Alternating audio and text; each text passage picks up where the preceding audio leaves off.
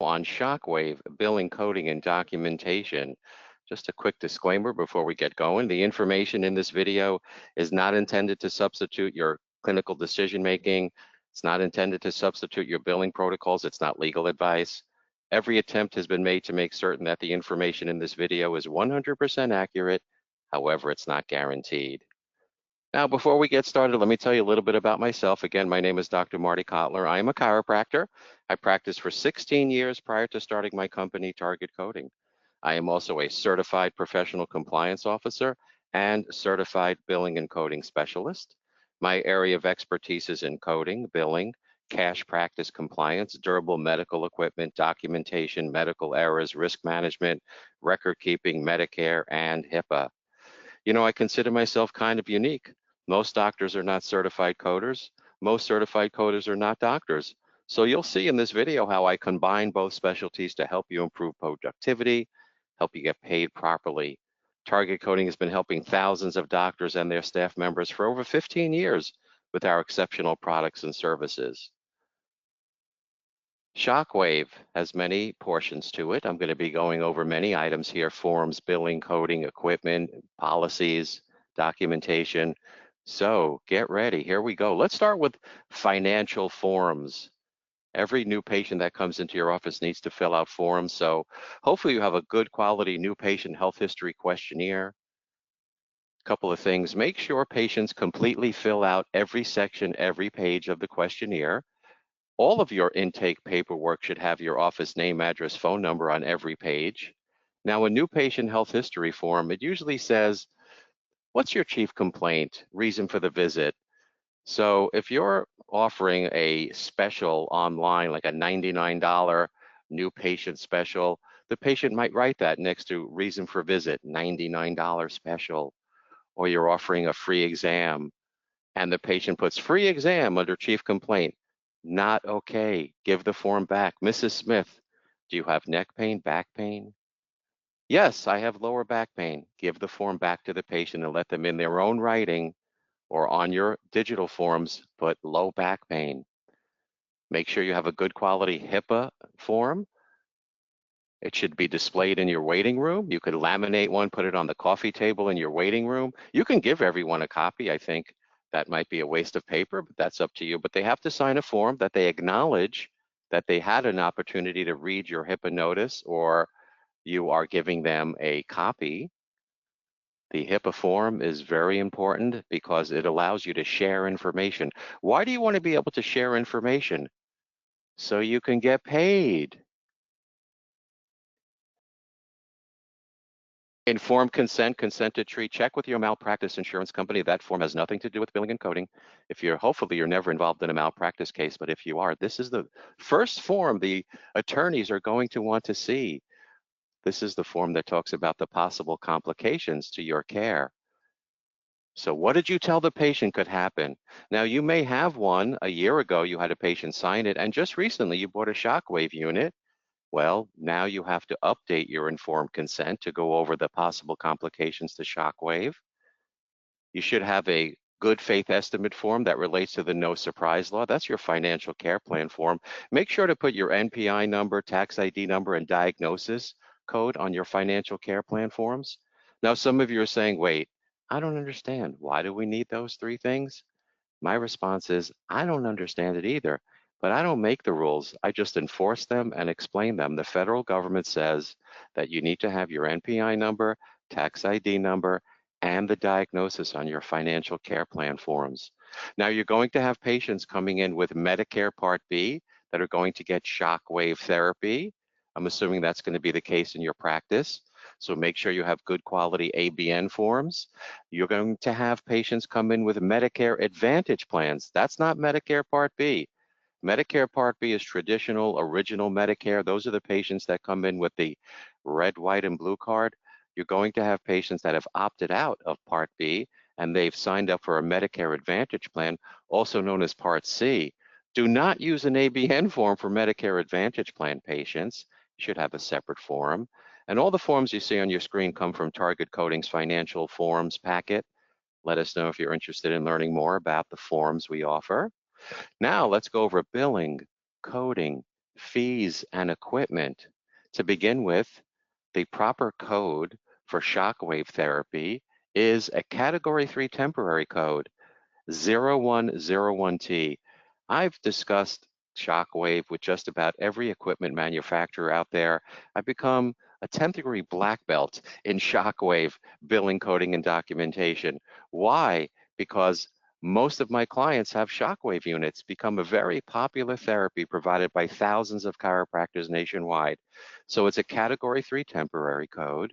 That means it's not a CPT code, it's not a HCPCS code. It's something that the AMA CPT code committee is evaluating to see if there's enough evidence to provide a valid CPT code for it. In my opinion, we will have a CPT code for Shockwave eventually. But on the other hand, you need to be careful what you wish for. Some of you are getting paid $300, $400, $500 for one Shockwave treatment. What happens if insurance and Medicare starts to pay for it? You might only get $50 or $100. By the way, some Medicare carriers do pay for Shockwave. Some PI carriers pay for Shockwave. Now, some of you are doing it to your cash patients. Most of you do Shockwave for your cash patients. So you'll put together prepay plans and offer discounts. Just be careful with your prepay plans. Check with a compliance expert to see if you are offering compliant prepay plans. Some doctors put together these packages where they're just random numbers being given as the normal fees, which they never charge. And then they take discounts off 20, 30, 40, 50, 60, 70%. Also, just a random amount of percentage being deducted. And then they come across a fee that they feel is appropriate for the patient, but yet they're not charging those same fees to insurance and PI. Careful with that. Now, if you want to be able to have a compliant dual fee schedule, then you may need to sign up with ChiroHealth USA. CareCred is an extra source. So, but most patients, they'll pay for your Shockwave and you can give them a walkout receipt. There's a sample on the screen right there. Some patients want you to bill their insurance, so you may need to put the information on a universal 1500 claim form. Let's talk about equipment and fees. Make sure to purchase a good quality Shockwave device. I like the MedRay Shockwave device. There are many companies that sell Shockwave. I happen to like the MedRay Shockwave equipment. Now, when you are purchasing equipment from any company, try to get detailed training from that manufacturer. Have them come to your office, do an on-site detailed training, get certificates of completion, get certified, take CEU courses in shockwave therapy. Now, when it comes to fees, that's a very personal decision. If you're just starting out doing Shockwave, you don't have any experience doing Shockwave, maybe you'll start with a lower fee. I have some clients that are advanced in Shockwave. They've been doing it for 5, 10 years. So they deserve a higher fee because they have more experience. Also, who's applying the Shockwave? Is the doctor doing the Shockwave or is a staff member doing the Shockwave? Your PI fees are definitely going to be different than your cash fees. And yeah, get good quality equipment. I see some doctors that have purchased Shockwave devices on Amazon for $1,200. There's one on the right side. That looks pretty good, right? That looks like a really nice Shockwave device. You can get that on Amazon for $1,200. I know some chiropractors, they're charging $750 per Shockwave treatment, but yet they paid $1,200 for the entire unit. Careful with that. You can get challenged on that by State Farm, Geico, Allstate. Let's go over some clinical considerations, contraindications to begin with. You should not be doing. Now, again, I'm not the clinical guru. I am the coding and billing and compliance expert. So I'm just letting you know I'm taking off my compliance hat right now and putting on my chiropractic clinical hat, but you don't have to listen to me. Check with a clinical expert on Shockwave. Do not do Shockwave on patients that are on NSAIDs, pregnancy, anticoagulant therapy. Here's another thing that I've noticed in some literature that I've read. that Shockwave increases inflammation initially. Is that true? Check with a clinical expert. Does Shockwave increase inflammation? Well, if Shockwave initially increases inflammation, then your notes, your documentation, which we're going to get to in a few minutes, shouldn't say that you're using Shockwave to decrease inflammation. See how that could be a little confusing? Check into that. Next, training. Get trained. Now, doctors should get trained differently than staff members. Doctors, you are ultimately responsible for everything that goes on in the office. Even if you have a trained staff member doing something, it's your exposure. So doctors, you're going to get trained differently than staff members. Document your trainings. Again, make sure you get trained by the equipment manufacturer. Get detailed trainings, document those trainings. Get certificates of completion, document the training sessions in your training log, and put your certificates and training logs in your billing and coding policy manual. If you don't have one, check with us. We write policy manuals all the time. Take courses in shockwave therapy that are approved by accredited chiropractic colleges and get CEUs, and put those certificates in your billing and policy manual, billing and coding policy manual. If you're interested to know if Shockwave is covered by insurance, you can Google it. Now, I've seen Shockwave spelled out with two separate words. I've seen other sources put a hyphen between shock and wave. I just use it as one word. But there's Cigna's policy on Shockwave. If you see Cigna patients, you should check it out. On the right side is Medicare's policy on shockwave therapy. You should be looking at the policies from every insurance company that you are getting paid by. Good thing to know. Now the documentation. By the way, 0101T is extracorporeal shockwave therapy. That's the formal term for shockwave therapy. Are you using radial or focused shockwave? Are you documenting the anatomic site that you're applying the shockwave to? What position is the patient in? The amount of time you spend doing the shockwave, the amount of pulses, intensity, frequency. It's always a good idea. If you've been to my seminars and webinars in the past, you know how I stress the importance of putting in your SOAP notes that the patient tolerated the treatment well and the treatment was without incident. Very important items to add into your documentation and your notes. You may be seeing a patient 3 times a week for chiropractic adjustments, but you're only doing shockwave 1 time per week. How often is it appropriate to do shockwave? And here's a sample shockwave soap note. It might look a little small on your screen, so email info@targetcoding.com if you'd like to get a copy of this note. Now, this is a brand new patient, so we're looking at a 99203 and shockwave, all on one page. We got it all handled on one page. Says the patient came in, filled out our new patient paperwork, informed consent, financial care plans. Following the filling out of paperwork, we did a history and exam. Patient has lower back pain. Patient denies being pregnant, being on any NSAIDs, being on any anticoagulant drugs. Exam, basic exam, spasm, tightness, subluxations in the lower back. Diagnosis, pretty simple diagnosis. Pain, spasm, subluxation. Diagnosis was explained to the patient. The prognosis, alternative care plans were explained to the patient. Patient signed the office consent form. There's our shockwave treatment along with the exam. One-on-one, 15 minutes to the lumbar region. This example, there's the radial shockwave, pulses, intensity, how many hertz. Patient was in the prone position. Shockwave therapy was administered by Cheryl. She's our certified shockwave technician.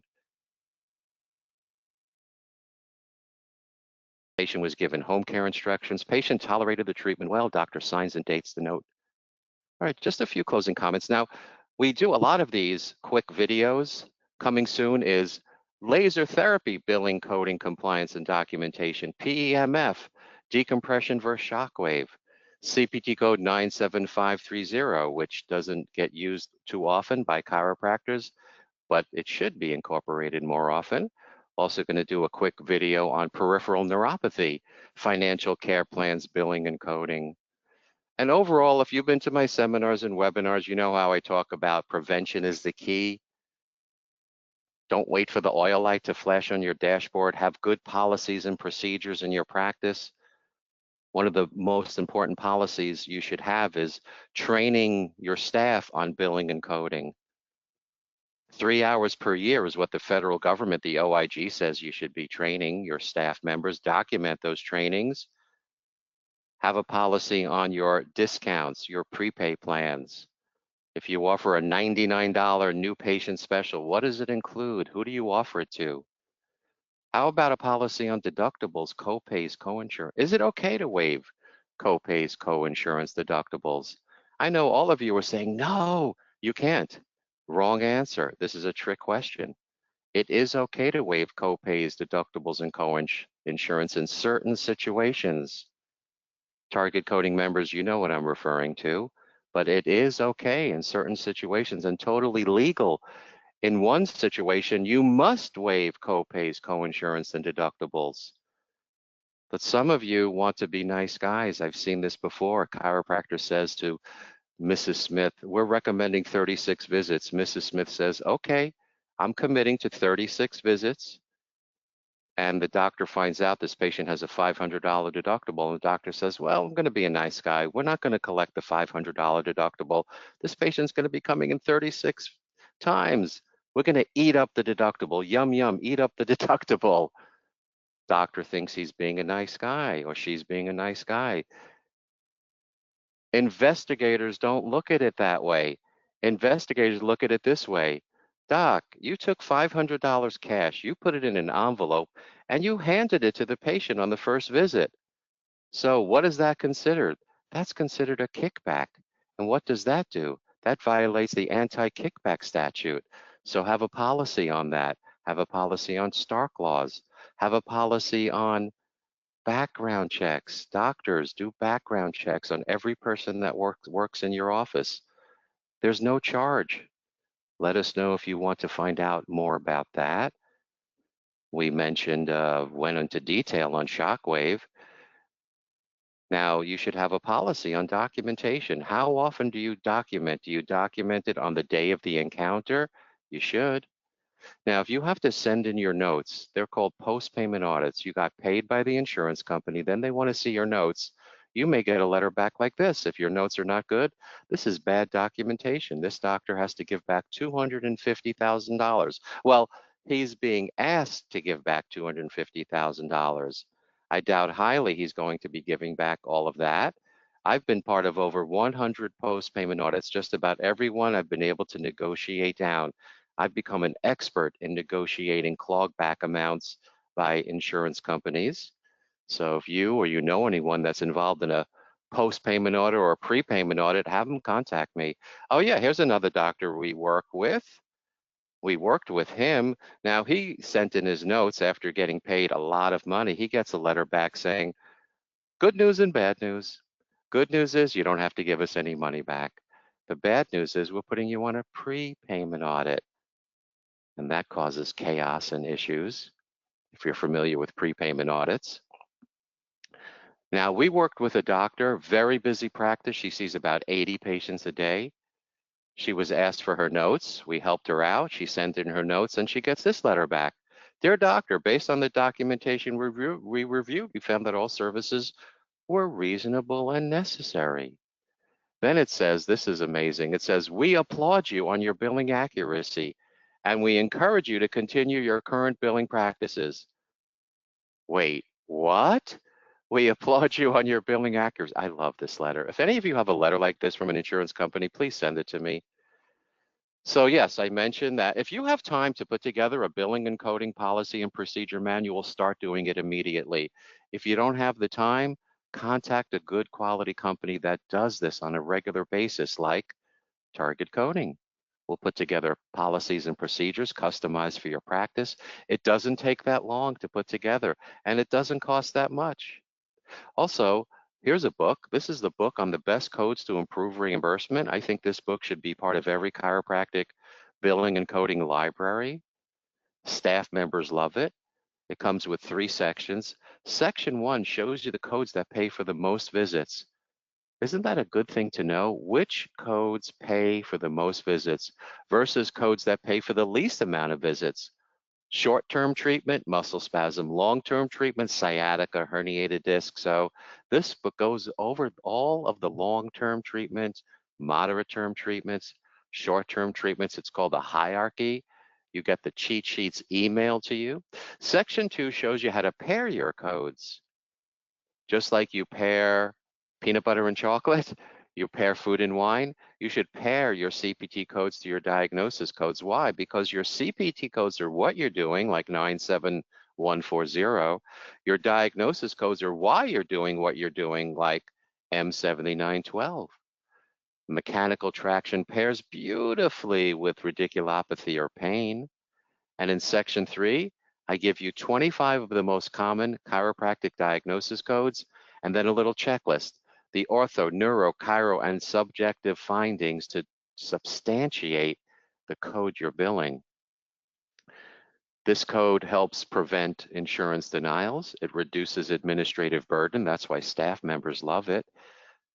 Doctors, well, a lot of doctors, they take a page out of the book and they use it as the topic of the day when they're doing their billing and coding training. You get PI cheat sheets emailed to you, the best PI cheat sheets in the industry. Let us know if you're interested in purchasing the book. We do seminars, we do webinars, we do live webinars on demand. If you go to targetcoding.com and click on the on demand page, you'll see 25 on demand courses. They're all updated, fresh, brand new. All of them are updated on a regular basis on Medicare, neuropathy, laser, documentation, risk management, a bunch of CA classes.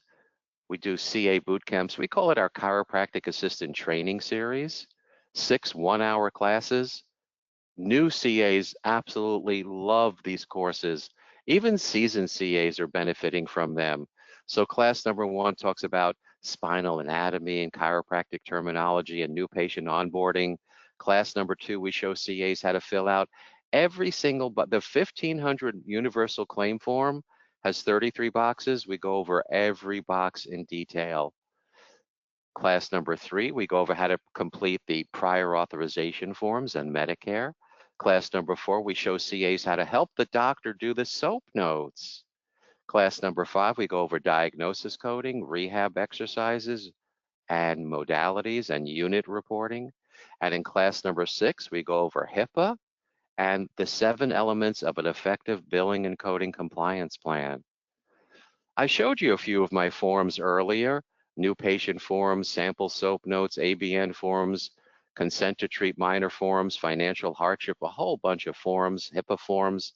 That's part of our package of forms. They all come in Microsoft Word. You get them emailed to you instantly as soon as you purchase them. You don't have to wait. You will get them emailed to you instantly in Microsoft Word. Then all you need to do is copy and paste them right into your software programs. We offer memberships, 4 levels. Level 1 starts at $99 a month. Level 4 is for our integrated practices. I'd say about 25% of the chiropractors that we work with have brought in nurse practitioners to do injections, PRP, knee injections with hyaluronic acid, viscosupplementation. So that's our level 4. But 75 to 80% of the doctors we work with will be candidates for levels 1, 2, or 3.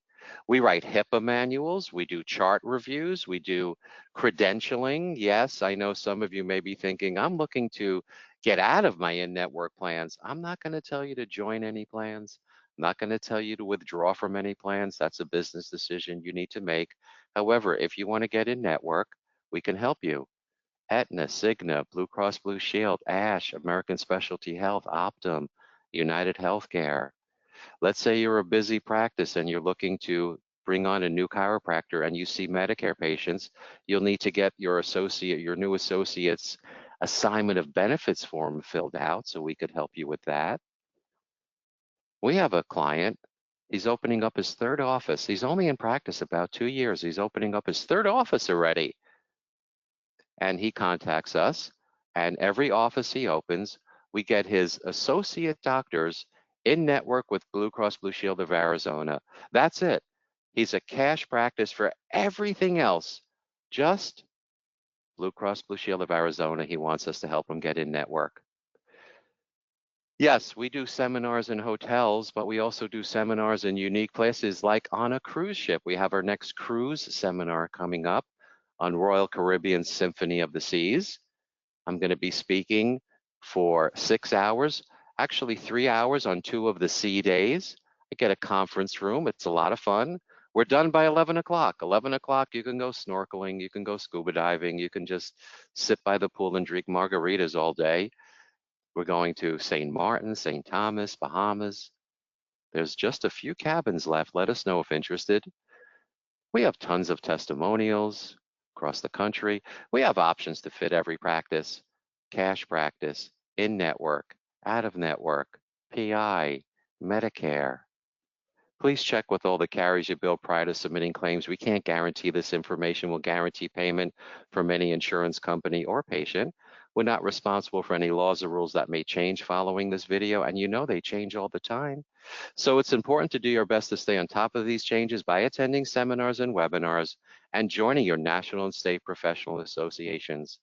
If you'd like to stay, if you're not a member of Target Coding, you want to stay in touch with us for a few tidbits on billing and coding, you can follow us on Facebook, Instagram, LinkedIn, and YouTube. On YouTube, I have over 100 free videos. Go to YouTube, in the search area, put in Target Coding, you'll see my channel. And here's my contact information.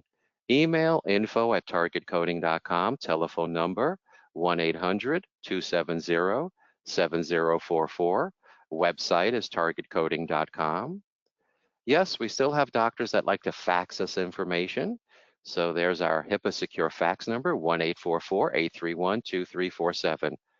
If you'd like to set up a free practice analysis, you could scan that QR code in the bottom right corner of the screen, or you can give us a call or send us an email. So again, I want to thank everyone for attending. I hope you learned a lot. Take care, everyone. Bye-bye.